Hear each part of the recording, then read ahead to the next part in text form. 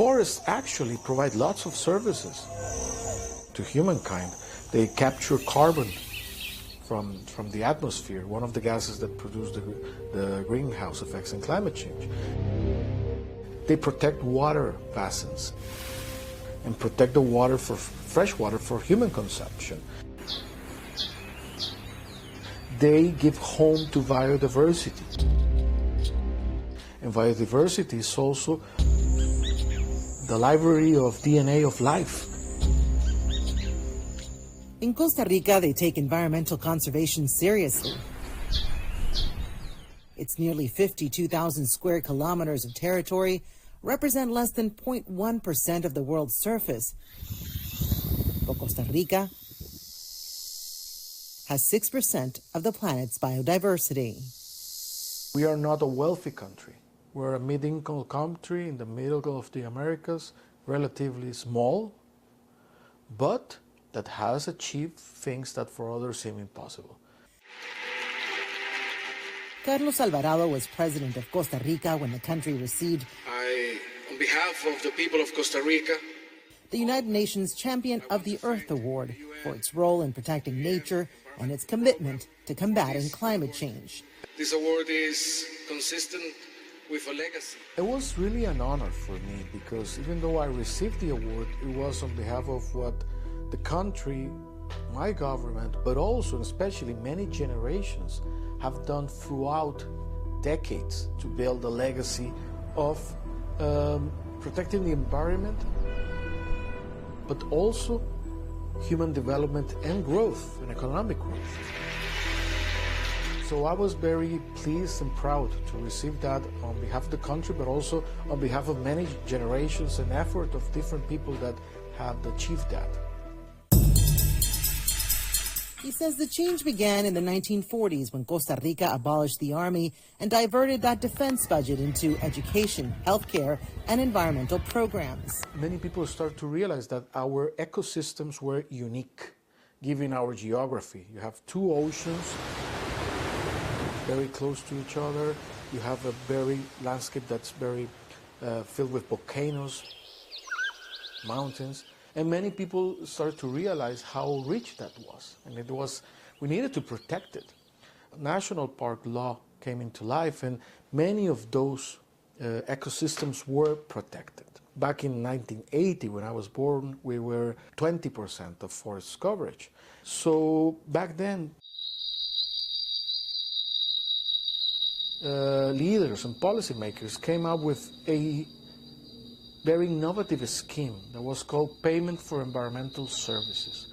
And the whole scheme was to pay from a tax to fossil fuels and through money from the government to pay the owners of private forests either to protect those forests or to regenerate the new forests on their lands. Today, we have approximately 55% of our territory covered with forest and economic growth at the same time.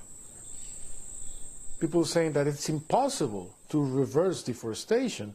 The example of Costa Rica comes up, not only because it managed to reverse deforestation, but also in a profitable way for the country. That leadership realized that we were dependent on the import of oil, on fossil fuels. So they built this electric system that was independent from fossil fuels. And that explains why now Costa Rica's got an electric grid which is clean and renewable. 99% of our electricity in the country today is clean and renewable because of those decisions taken decades back. It's mostly hydroelectric power, but also power from volcanoes, from volcanic heat, wind and solar power. In contrast, in 2023, about 60% of the United States' electricity generation was from fossil fuels.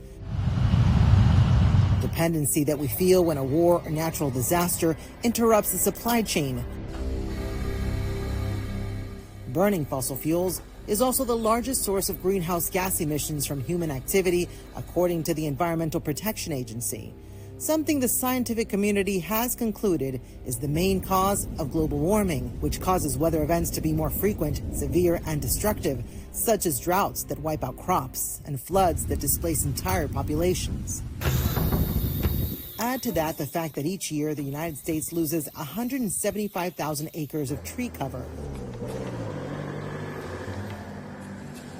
Trees that will no longer capture carbon dioxide from the environment or serve as habitat for native species. We're in extraction mode right now, and there's only so much we can extract.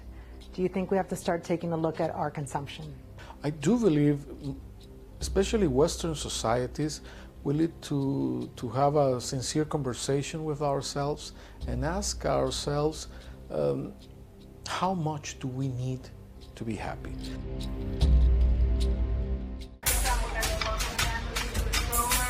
Looking to answer that question, I left everything I know behind and traveled to the country I had heard so much about. We're off to San Jose, first stop. Nervous, anxious, sad about leaving the family, but excited about what I'm going to learn over there in Costa Rica.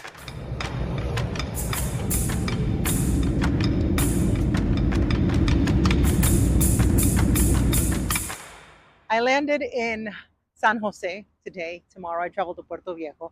Got some currency, some local colones, and I realized their natural resources are pretty important to them because they have their different ecosystems displayed on their bills. For example, the forest, their coral reef, and their rainforest. Also their fauna. I don't know if you can see, there's el oso perezoso, which is the sloth. You know, I'm hoping to see one here if I get lucky.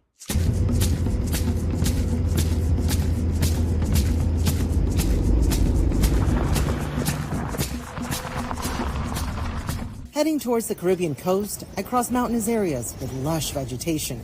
The road becomes narrow and almost impassable as I approach Finca Tierra.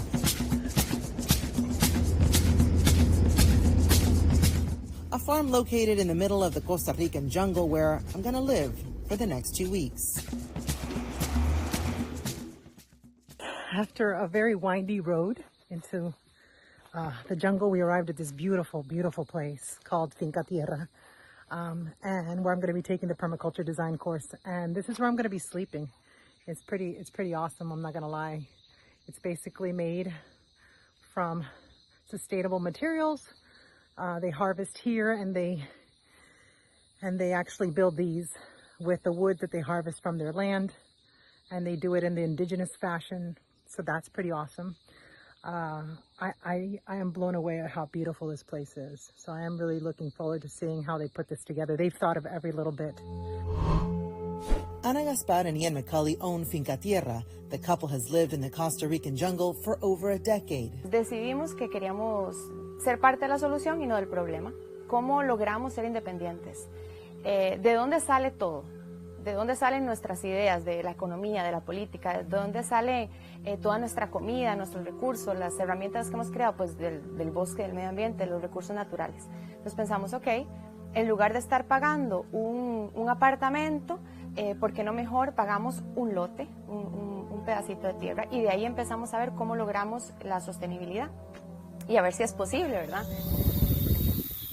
We found an abandoned cattle pasture, so a cattle pasture that was no longer profitable, that was kind of close to where we wanted to live, and then bought that hoping to use a small piece of it and leave the rest for conservation.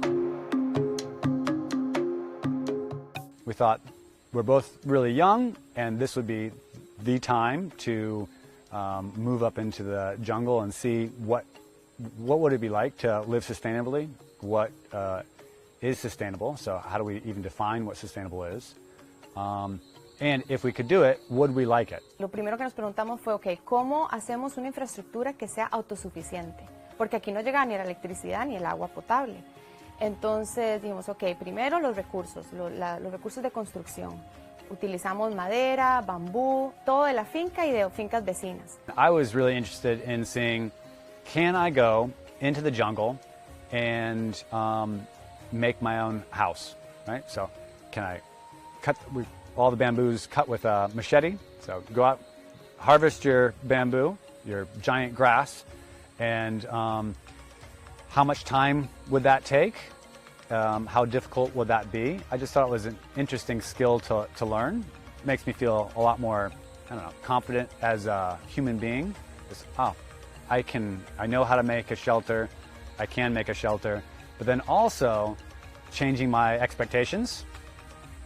So it took us like maybe a month or two to build one shelter. And that made it really clear that my dreams of having like a bamboo mansion disappeared. And at that point, we had designed our house to not need heating or cooling. We had installed a rainwater capture system that allowed us to have all of our water, and we kind of put together a hot water system. So we had our house being cooled, we had water, so we had flushing toilets and working showers, and hot water without even electricity. Vivimos, creo que fue 6 meses sin electricidad. Then we figured out how to install a solar panel electrical system, which we've been running for 13 years now. Una vez que ya teníamos la infraestructura hecha y ya éramos independientes de esa parte del sistema, dijimos, ok, ¿cómo hacemos para no necesitar ir al supermercado? Pero tenerlo todo, tener harinas y tener mieles y tener azúcar y tener aceites, tener todo lo que encontramos en el súper, pero sin tener que ir al súper, ¿verdad? ¿Cómo logramos no necesitar dinero, ¿verdad? Y bueno, para eso también, eso pues nos llevó a pensar, ok, ¿cuál es nuestra dieta? ¿Verdad? Y cómo logramos ser no solo autosuficientes, pero saludables.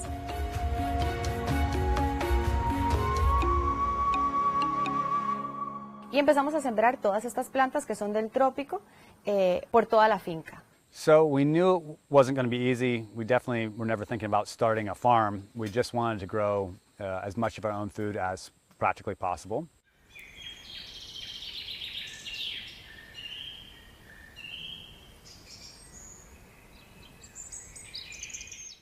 So we're heading to Ian and Anna's food forest, where basically they circle all the nutrients that they harvest. So it's not a destructive way of growing food. Surprisingly, we found almost everything that we need, at least during a certain time of year. We can grow it here. And we've just been starting off with, okay, what are the easiest things to grow? What things grow on trees, looking at what the main quantities of food we like to eat are. So we actually do eat a fair amount of beans. We actually do eat a fair amount of rice, corn, and then kind of looking at how we can grow those things inside of the tree system. Entonces lo que creamos fue ecosistemas comestibles, son ecosistemas que producen para nosotros, pero además dejan que la fauna coexista con nosotros. Aquí nada más tiramos la caña y sacamos peces rapidito. Entonces dijimos, bueno, ya que nosotros logramos esto, enseñémosle a todo el mundo, o sea, lo más rápido posible. The couple now offers permaculture or permanent agricultural courses at Finca Tierra. The courses teach people to develop agricultural ecosystems that allow them to live more sustainably and be self-sufficient, in harmony with nature, and independent of a system that is consuming natural resources faster than it can replace them. It tastes pretty good. The main problem is it's very high in caffeine. It is estimated that permaculture is used by millions of people worldwide and is said to have been instrumental in combating malnutrition in Malawi because it works regenerating the soil, a resource that is rapidly being depleted due to our industrial agricultural practices that also send fertilizers and pesticides to our lakes, rivers, and oceans, killing the fish. Practices such as the constant production and sale of plastic products that, when discarded, become microplastics that contaminate the environment, our marine life, and end up in our bodies. And then it'll make a big fruit. It was looking for an alternative to that current model that I wound up taking the course in Finca Tierra, along with other students from the United States, Belize, Australia, England, Canada, and New Zealand. Why are you here? So we were working on boats and decided to get out of that industry, and we bought a small piece of land on the Pacific coast, and we're planning to do kind of what Ian and Anna have done here and set up a permaculture homestead. So easy to grow. Carbohydrate. I'm originally from Australia. I live in Los Angeles now, and I don't own beautiful land like this, but I do have a very small garden. And I wanted to come here and see, firstly, if I could live somewhere like this one day, if this actually works for me. But if not, are there things I could take back to Los Angeles? Are there things I could learn about growing my own food and living more sustainably that I can apply in a more urban setting? ¿Qué te llamó la atención de esto? Sí, definitivamente siempre pienso mucho, especialmente durante COVID, se veía tan frágil como teníamos que ir a trabajar enfermos, aún así la gente que estuviera enferma, para simplemente que la sociedad pudiera andar normalmente y pues eso lo ponía uno a pensar de que, wow, si algo pasa, sería importante uno tener su propia fuente de alimentos. So this was my first night sleeping outside. I mean, not outside. This is a nice little hut. But it's the first time I slept in a mosquito net. I slept okay. Anna last night before we went to bed, she explained to us that nobody was going to come here because people don't come all the way over here. So that we were going to hear steps outside, but that they were animal steps. So I heard a lot of animal steps last night. So that was interesting. This is what it looks like right outside my mosquito net. It's absolutely gorgeous. This is gallo pinto. This is the typical Costa Rican breakfast. Oh my God. Eggs with chiles and onions. This is fried plantain. And this is a spicy onions with lemon and chile panameño. Yeah, but this is the map of the greatest hits of Finca Tierra, let's say. So the things that I highly recommend that people consider, and kind of like where we've been doing all our documentation on, is how much time and how much production can you get out of this piece of land. And it came out that Anna and I really only need about 2,000 meters, or that's about half an acre. So that's all we really need. Right? Si la gente supiera que en 2,000 metros cuadrados puedes tener una dieta completa y sembrar todas tus materiales de construcción y ser libre y poder tirarte al sofá y decir, bueno, ¿y hoy qué quiero hacer? ¿Y cuál es mi nueva pasión? ¿Y cuál es mi nuevo sueño? Sería un mundo precioso. So it's the end of day 2 here out in Finca Tierra. And today I think I learned a lot about how one food system can help optimize another, and also about questioning really what we really need in terms of growing or sourcing the right amount of food so that we're not wasting our energy, our time, and obviously food, which is something we currently do so much. Really questioning how much we really need to either grow or source, and then starting from there.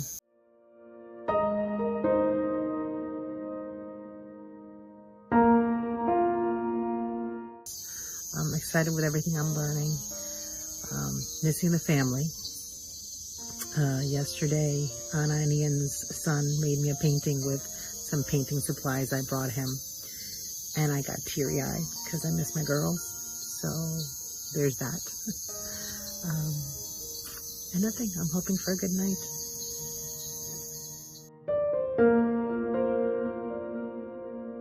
Slept like 7 hours last night. Feel brand new. I think I'm actually getting used to sleeping with the sounds of the animals in the jungle. Maybe I had forgotten that that's how it's supposed to be.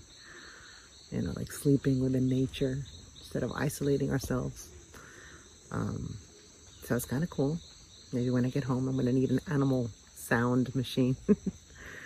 I'm excited about what I'm going to learn today. I've made friends with the ladies that make our food.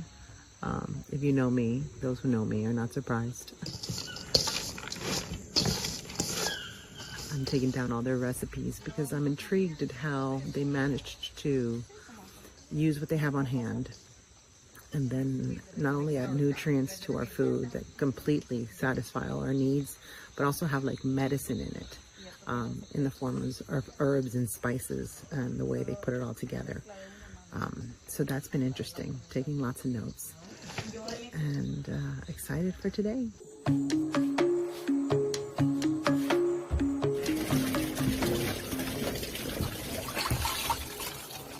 And this is a 3-bin compost system. Why 3 bins?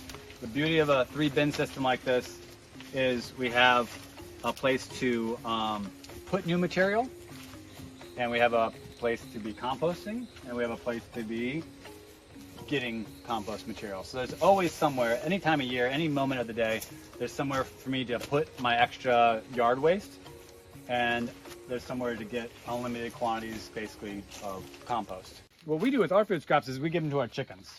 They love it. And we have 3 chickens, 1 chicken per person. Well, they can basically absorb all of your food scraps, right?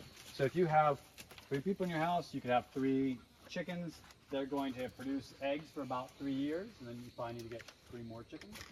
But something like that can make a lot of sense. A chicken per person, you get a pet, you get eggs, and you get rid of your food scraps. If you don't have chickens and you want to get rid of your food waste, the number one concern would be, how do I get rid of my food waste hygienically?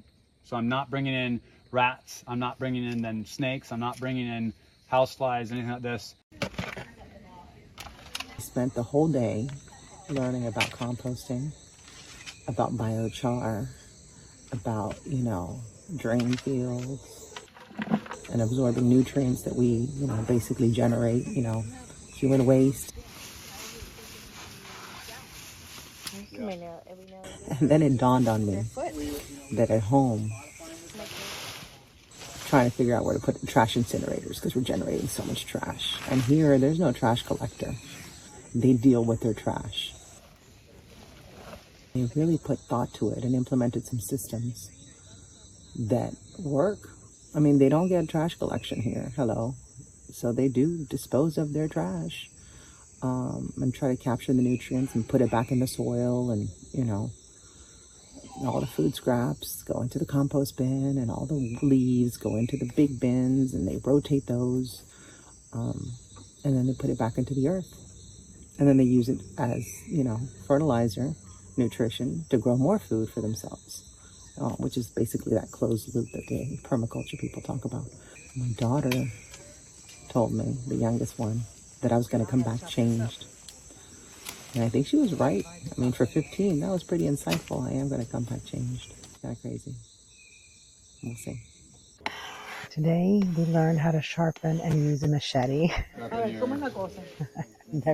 used a machete before. My husband is usually the machete man at home. He does all the hard yard labor. But now I can help him because I learned how to use a machete and I can sharpen it really well. Do we all sharpen our own machete and then that's what we use? I think we all sharpen all the machetes and then we all use them. You want to keep this at like a 45-degree angle like that. Wow. Don't push too hard. It's too flat. More counterintuitive, more like a 90-degree angle almost. There you go. Sky, let me see yours. We're doing maybe 5. The takeaway from today, I guess, was about how everything that we went to chop in the food forest, it didn't go into like this bulk pickup pile like they do at home, every other week you take all your bulk pickup or put, stuff in the trash. It stayed and it was stacked into these like rough mulch piles near the fruit trees so that the fruit trees could access that fertility and the fertility would stay in the land. Today's my birthday. It was the first time I actually spent my birthday without my family, but I turned 49, doing something I'm really excited about. I started the day with, at 4:30 this morning, a group of us decided to walk to the beach. It's about 3 kilometers down a winding little jungle road. But when I did get to the beach, I was able to get in the water. It was delicious, so it was worth the walk. Happy birthday to you. Happy birthday, dear Myriam. Happy birthday to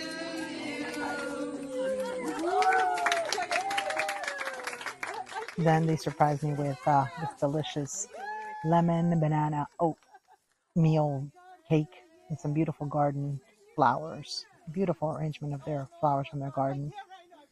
So I felt really special on my 49th birthday. It was pretty awesome. I do miss the family, but it's amazing how being surrounded by wonderful humans who are here because they want to make a difference, want to do something better for the world, trying to find ways to make things better.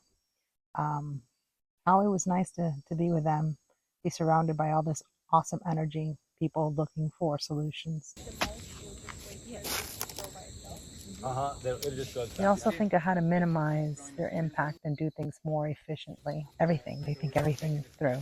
No mucho, right? Porque si no estoy echando a perder la tierra, ¿no? Sí, un poquitín.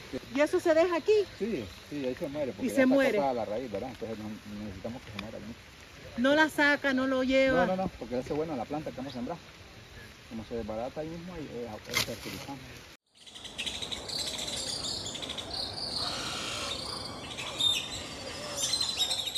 It's a little past 4:30 in the morning.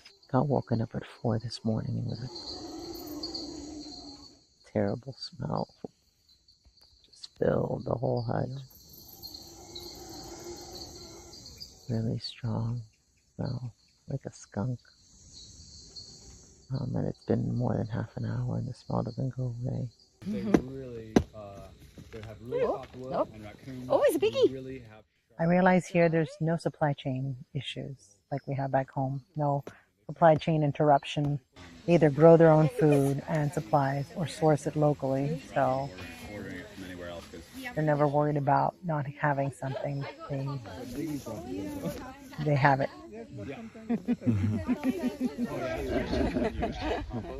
Tomorrow's going to be cool though. Tomorrow we have a field trip where we're going to basically go deeper into the jungle to meet an indigenous man who has a lot of knowledge. He's going to show us around, show us medicinal plants. I mean, basically for him, the jungle is his pharmacy, his supermarket, his everything. So he's gonna show us how he's been doing it for, they say likely over 80 years, but he still, I think, says he's 70. So tomorrow we go to Don Johnny's, meet him. So that's going to be exciting. And I'll take you guys along. Bye. Esta es la... Dulce, no. No, esta es la piñuela india. ¿Cómo? Piñuela le llamamos. Mucho gusto. Mucho Mi gusto. querida amiga Myriam. Myriam. Mucho gusto, Don Johnny. Don Johnny es un ser muy especial porque él no solamente sigue viviendo de una forma completamente en armonía con la naturaleza, sino que además es muy original. O sea, no solamente él tiene su parte indígena tradicional y sigue aplicando esa parte de su cultura, pero además es muy original. Oh. Amazing human. He says he's been 25 years old for the longest time. We don't know, 70, 80. We really don't know how old he is, but he's super fit. He received us without a shirt, in these jeans. Extraordinary fitness. And then we realized why he was so fit. Because he walked us through Look at the door. Wow. his property. The first thing we saw was like his dining room area right next to the river that feeds potable water to the city of Limón. Pero ¿cuánta gente vive como usted, con Don Johnny? Ya muy poco. Pues poquísimas. Yo soy el único de este lado del río Y los que viven allá ya es diferente también.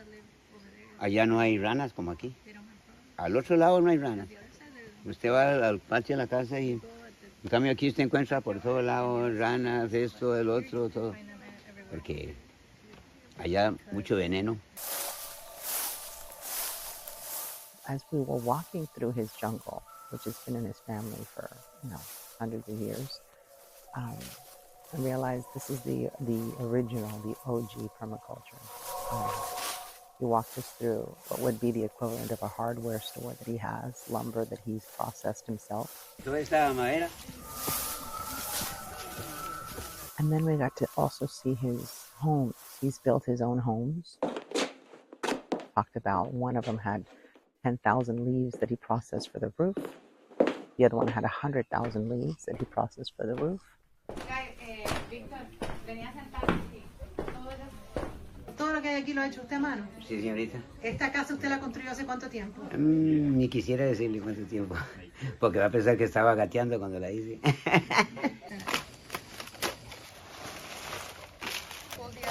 ¿Ah? Ve, aquí no se ha gateado, yo no corto nada. Walking through the jungle in such deep, thick jungle was intimidating with just Johnny and his machete. De solfar y hacer botellas, no. Este es mi gimnasio. Yo pico leña, jalo, me subo, corro. Y solo tengo 25. What you want is to have the juice. And then through all his medicinal plants, so the equivalent of a pharmacy, how he could, everything that is growing there that he can use to heal himself and his family. Yes, No, it's very refreshing. Yeah. Very nice. And then his food forest. It's funny because I got to talking to his 7-year-old daughter and I asked her what she liked to eat, what her favorite foods were. And she was saying different kinds of bananas and yuca, arrowroot, cassava root. So those are everything that he's growing. Those were her favorite foods. Don Johnny, este es su supermercado. Ese es mi supermercado y además me doy mi vuelta, ¿verdad? La autosuficiencia de Don Johnny es tradicional, es limpia, es 100% limpia. Don Johnny, ¿y ese aparato dónde lo sacó? Yo lo hice. Venga.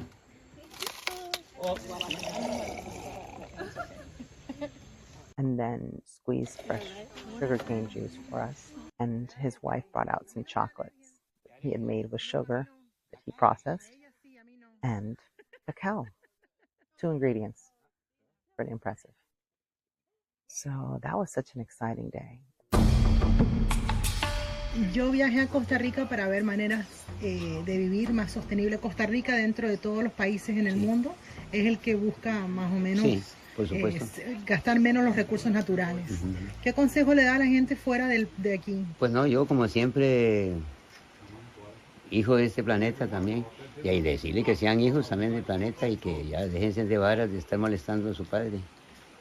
Porque no es el planeta que destruimos, somos nosotros que nos destruimos. El planeta estaba antes y va a estar después que usted y que yo.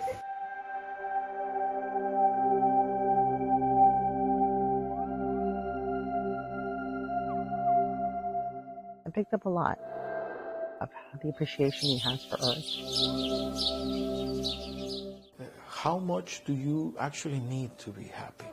How many vehicles you need until you say you're satisfied, or how many consumption either of food or water or materials, clothing, whatever it is? How many houses?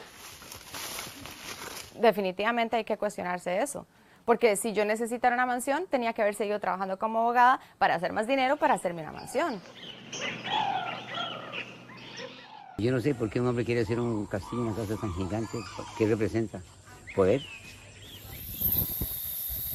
Si es tan poderoso, hágame una hoja, hágame un árbol. I was trying to go to sleep and then our alarm clock went off, the jungle alarm clock, the howler monkeys. It's incredible. Such little creatures can make fierce noises. I'm laughing because I didn't sleep much last night. I think I might be a little delirious. This morning, the monkeys woke us up really loud. They were the loudest. I don't know if they knew it was my last night here. You thought you were going to go back to sleep when the monkeys quieted down. The birds are kind of like the snooze button.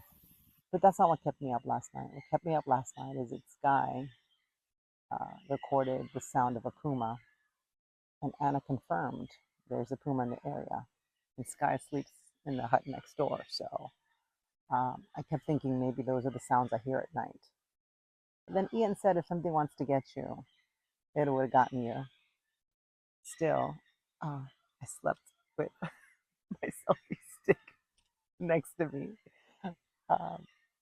thinking that I could fight it off with a selfie stick if it came. So these are the little homes we're staying at, the ones who are staying here taking the course, and they're made mostly of renewable material, bamboo that they grow here, and the leaves that they use as a leaf thatch for the roof.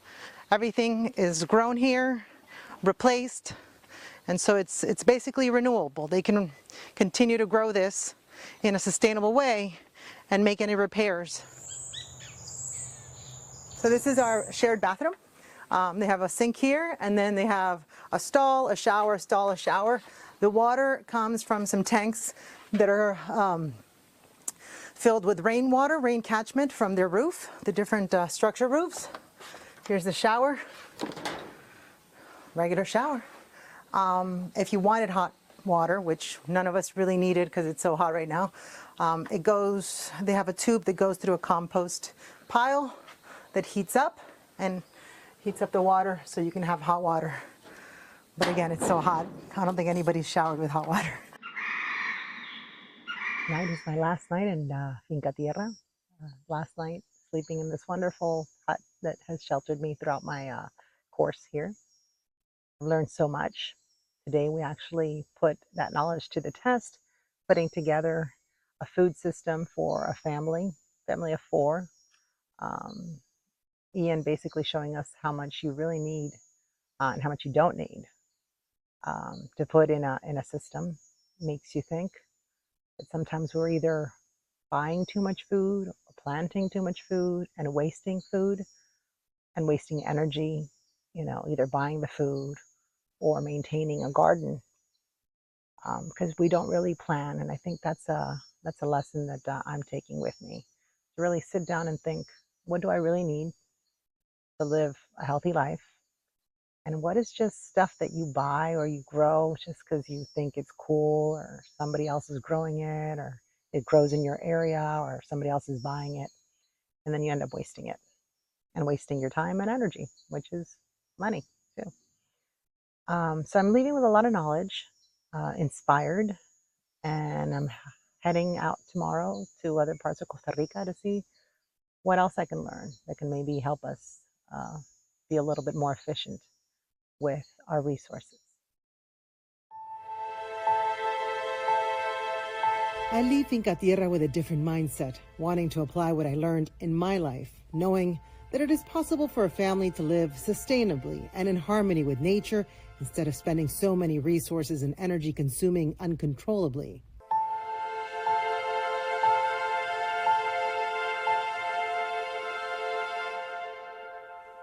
To see if that is something that can be achieved on a larger scale, I traveled to Curridabat, a municipality, or canton as they call it here, located on the outskirts of the capital of San Jose. Mi nombre es Jimmy Cruz, alcalde del cantón de Curridabat. Veo mariposas, mucho verde. Tú creciste aquí, pero esto no era así. Fue así en algún momento. Luego vino el impacto del desarrollo urbanístico y empezamos a tener problemas, ¿verdad? In 2015, Curridabat adopted the name Ciudad Dulce, or Sweet City, and began to focus on the conservation of ecosystems, the regeneration of green spaces through a network of public parks, and sustainable development. Today, thanks to these environmental policies, Curridabat captures more carbon dioxide than it emits. Critics of permaculture point out that it is unreasonable to expect most people, especially those in densely populated areas, to have the space, the equipment, and the time to grow and raise their own food. we found that the town of Curridabat had successfully implemented many of the permaculture principles. Esto es una transformación cultural de cómo vivimos, de cómo cómo convivimos con la naturaleza, de cómo hacemos que la naturaleza regrese. De hecho, estamos acá en el CITBio, un centro de biointeligencia, para poder documentar todas estas y estudiar todas estas plantas nativas que existían antes, que en algún momento se fueron o que nosotros mismos las marginamos de la misma ciudad, y ahora tratar de traerlas de vuelta y que con ellas venga también toda una diversidad de flora y de fauna.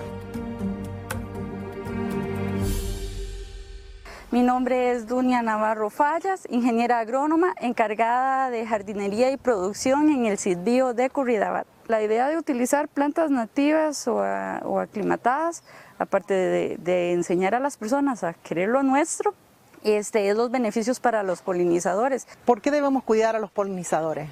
Bueno, los polinizadores son una de las bases de la vida. Sin polinizadores no habría plantas, no habría árboles, no habría alimentos, y si no hay nada de esto, no hay animales y mucho menos humanos. ¿Cuál es la idea? Pretendemos ojalá que en algún momento los mismos vecinos vengan acá a adquirir también y a llevar estas plantas hasta sus hogares. Ahora muchos hogares, bueno, ya están producen su propio compostaje a partir de los desechos orgánicos. La municipalidad les suministra las composteras.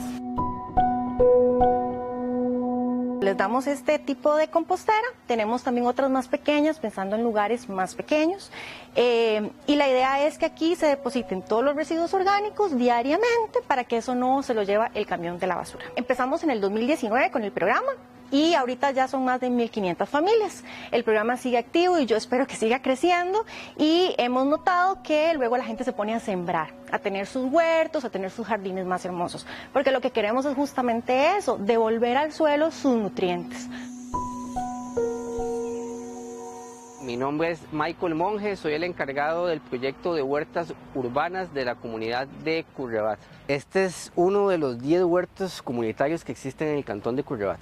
En ellos se cultiva y se siembra lo que los vecinos quieren. Hemos sembrado desde hortalizas hasta plantas medicinales, frutales, arbustos, hemos sembrado de todo un poco, sí. Ha sido un espacio para crecer espiritualmente, mentalmente también. Esto ha logrado que los vecinos, muchas veces uno vive en una comunidad y no se conoce, vive a la par y no se conoce, y la huerta ha generado como un vínculo entre vecinos y aquí se conocen. ¿Qué consejo le das a los políticos? ¿Por dónde empiezan? Yo creo que tienen que empezar por entender que estamos en una crisis mundial ambiental y que esto no es un juego, ¿sí? Y que el planeta que tenemos es el único espacio posible que hemos identificado en donde podemos vivir. El único. La Tierra, cosa en que viajamos todos juntos, tiene una serie de capacidades limitadas. Sabemos que ya hemos pasado el límite de algunas de esas capacidades.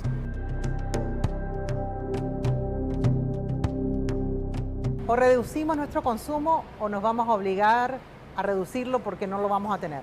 Es correcto, este modelo de desarrollo que tenemos, y no lo digo yo de manera filosófica o con un tinte ideológico en algún lado, no, este modelo es insostenible. No es que estoy pensando en que nos vamos a morir todos, no, es que va a tener que haberse un ajuste importante en eso, porque conforme los recursos se vuelvan más escasos, más caro se va a volver ese recurso. Mario Alberto Piedra is the executive director of Fundacor, Y en unas sesiones importantes de an organization that since 1991 has focused on the development and sustainable management of Costa Rica's natural resources. They do so by identifying the value that nature has in people's lives.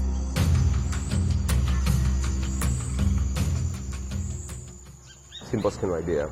Behind every piece of whatever you consume, there is an impact on the environment, either because you took from or because that's going to be thrown eventually away. According to a United Nations report, while a resource such as water or cropland may initially meet all local needs, population growth, new technologies, or increases in consumption rates can reduce the per capita availability of the resource over time. It adds that where local and national institutions lack the capacity to resolve disputes over the degradation or depletion of natural resources, violent conflicts can and do emerge. Aquí se aplica el principio de que el que contamina, paga.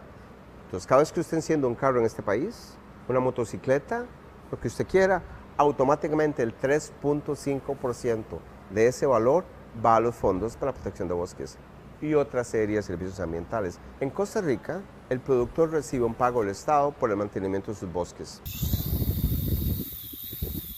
Entonces nosotros hemos desarrollado toda una iniciativa que se llama Biota, en donde de manera privada, a través de una NGO, un non-profit como nosotros, ¿okay?, compañías e individuos podrían apoyar el mantenimiento de medio bosque, de media hectárea de bosque, de 1 hectárea de bosque, de 2 hectáreas de bosque, de 10.000 hectáreas de bosque. Sus fondos van directamente al productor a través de una ONG local. My name is Victor Martinez. I am the head forester of RTT in Costa Rica. RTT is like the bridge, the connection between the sponsor of the projects. In the USA, there are people who have their carbon emissions in the USA.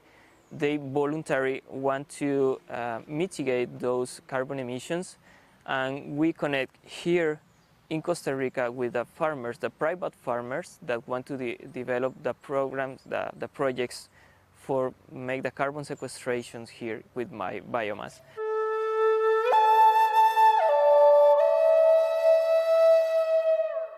Reforest the Tropics, or RTT, says it has helped plant over 1,000 acres of forest, captured 67,000 metric tons of carbon, and helped 14 local landowners and farmers live off of reforestation projects because they get paid to plant the forest and 25 years later get to keep the timber.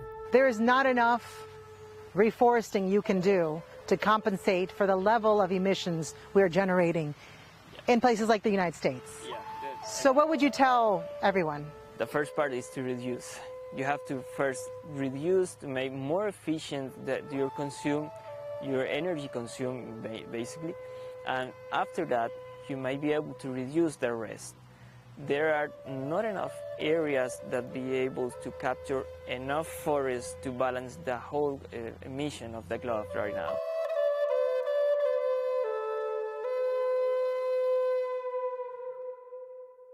There's not enough forest in your country to compensate for everyone's emission, right? Like, what do we really have to be looking at? I do believe that compensating emissions through programs of mitigation, it's positive. Having said that mitigation is relevant in this case, and these projects to offset emissions are good, they are not the only solution. You need more comprehensive policies of reducing emissions, of transitioning to sustainable, of reducing unnecessary consumptions, to have a more holistic solution to both the climate change and the biodiversity problem we are experiencing in the world.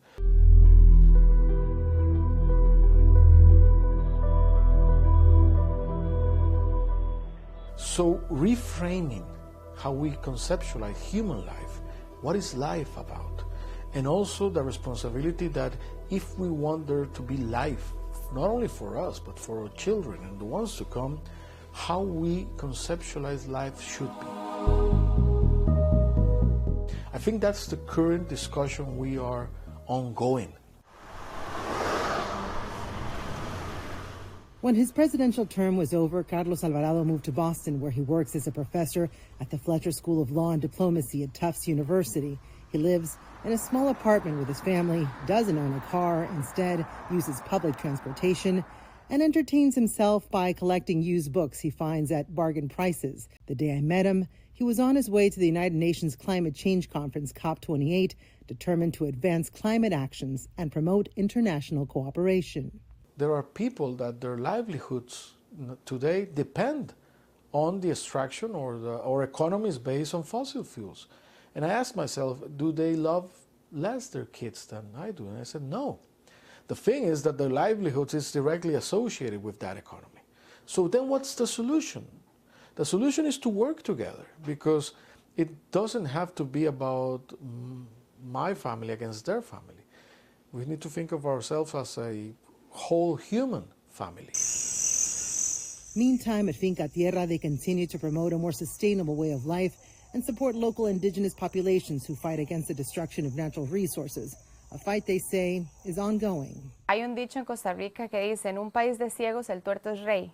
Yo diría que Costa Rica es el tuerto en un planeta de ciegos, ¿cierto? Porque a pesar de que se nos ve como un país verde, y sí lo somos, o sea, sí lo somos porque tenemos protegido mucha parte de nuestro medio ambiente y porque hemos luchado contra los transgénicos y hemos logrado pues muchas políticas verdes.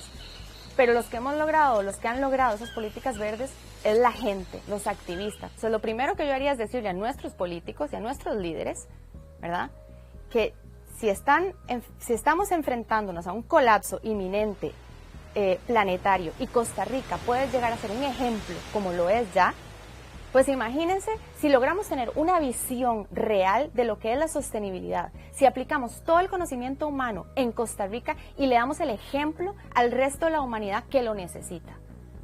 Eso podría cambiar el rumbo del planeta entero. ¿Y cómo podemos empezar eso? Pues dándole cursos como estos que nosotros damos a todas las escuelas de Costa Rica y ojalá del mundo entero. Que los niños desde pequeños hasta el colegio aprendan cómo sembrar una dieta completa, aprendan cómo construir una casa autosuficiente, para que cuando salgan del colegio, para que en unos 10 años tengamos nuevas generaciones de personas pensantes, transformadoras de estos sistemas que están colapsados ya. Can there be sustainable development without depleting your natural resources? I do believe it's possible to have sustainable development. That means you can have people thriving and living their lives in a positive way in a context that you have a healthy relation with the environment.